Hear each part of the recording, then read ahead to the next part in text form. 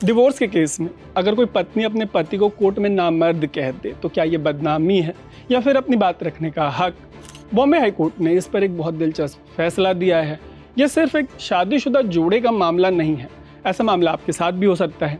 अगर आपकी पत्नी तलाक के केस में आपके ऊपर नामर्द होने का एलिगेशन लगा दे तो क्या आप डिफेमेशन का केस कर सकते हैं? अगर आप ऐसा करते हैं तो कोर्ट आपका साथ देगा या पत्नी का? आइए पता करते हैं। तो सबसे पहले तो आपको बताते हैं कि ये जो पूरा मामला है वो क्या है। हुआ ये कि एक औरत ने अपने पति के खिलाफ डिवोर्स और मेंटेनेंस को लेकर शिकायत दर्ज करवाई।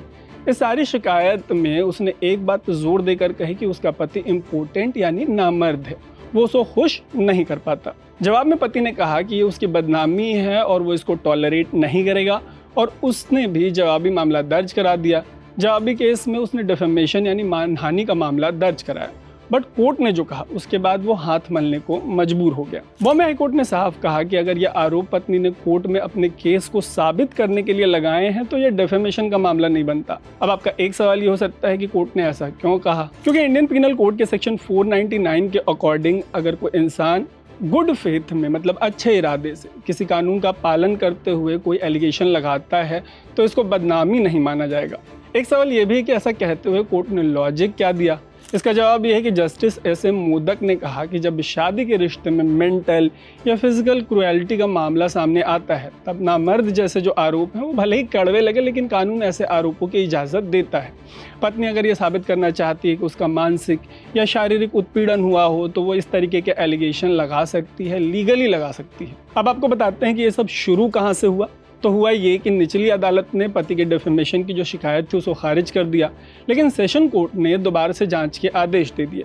फिर मामला हाई कोर्ट पहुंचा और हाई कोर्ट ने कहा कि सेशन कोर्ट ने जो रिमांड दी थी वो बिना किसी ठोस वजह के दी गई थी और इसलिए हम इसे रद्द कर रहे हैं। सब सवाल ये है कि पूरे मामले का निचोड़ क्या है। निचोड़ ये है कि कानून सिर्फ एलिगेशंस की लैंग्वेज नहीं देखता, उसका मकसद देखता है, इंटेंट। ये भी कि जो आरोप लगाए गए हैं वो कानून के दायरे में आते भी हैं या नहीं। मतलब अगर आप कोर्ट में अपने किसी दुख को जाहिर करते हुए आरोप लगा रहे हैं और वो आरोप केस से जुड़े हैं तो उसे बदनामी नहीं माना जाएगा। मतलब ये नहीं है कि कोई किसी को कुछ भी कह देगा, लेकिन जब बात मेंटल क्रुएलिटी, डिवोर्स, मेंटेनेंस से जुड़ी हो और कोर्ट में कानून के मुताबिक सच्चाई को छिपाने की जो नौबत आ जाती है कई बार, उसको दबाया जाता है। कहते हैं कि बोलना ज़रूरी है। तो अगली बार जब कोई कहे कि उसकी बीवी ने उसको बदनाम कर दिया तो उसे पूछना पड़ेगा कि ये जो आपकी बदनामी है वो किसी मोहल्ले में हुई थी या कोर्ट में। बट ऐसी बात सुनते ही इन दिनों हो हल्ला मचने लगता है। हो हल्ला इस बात का कि कोर्ट्स इन दिनों महिलाओं को बहुत ज़्यादा सपोर्ट कर रहे हैं। अगर आपका भी यही मानना है तो आपको हाल ही में आए सुप्रीम कोर्ट के एक और फैसले के बारे में बताते हैं। इस मामले के बारे में सुनकर हो सकता है कि आपका कलेजा जो है उसको थोड़ी ठंडक मिले। 22 अप्रैल 2025 को सुप्रीम कोर्ट ने एक बहुत बड़ी बात कही। कहा गया कि अगर पति और ससुराल वालों के खिलाफ महिला से क्रूरता का मामला है तो उन्हें सज़ा मिलनी चाहिए।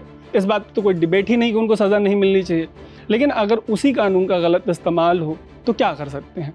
इसका जवाब देते हुए सुप्रीम कोर्ट ने एक बहुत बड़ा कदम उठाया है। सुप्रीम कोर्ट का ये फैसला आईपीसी के 498A यानी शादी के बाद महिला के साथ क्रूरता के मामलों से जुड़ा है। सुप्रीम कोर्ट का कहना है कि अगर 498A के अंडर एफआईआर दर्ज होती है तो पहले 2 महीने तक किसी की तुरंत गिरफ्तारी नहीं होगी।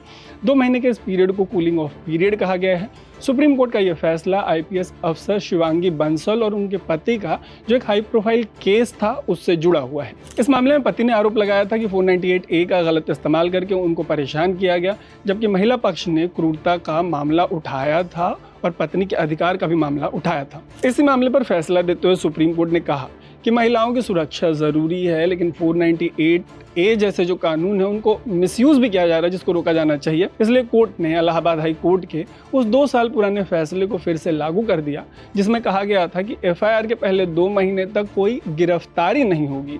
इससे पहले फैमिली वेलफेयर कमेटी के सामने ये मामला जाएगा, वो कमेटी इसकी जांच करेगी, फिर जाके अरेस्ट होगा। सो बेसिकली क्रक्स ये निकल कर सामने आया कि 498A को पतियों को जेल की गारंटी का जो हिसाब किताब है वैसा एक कानून बना दिया गया है।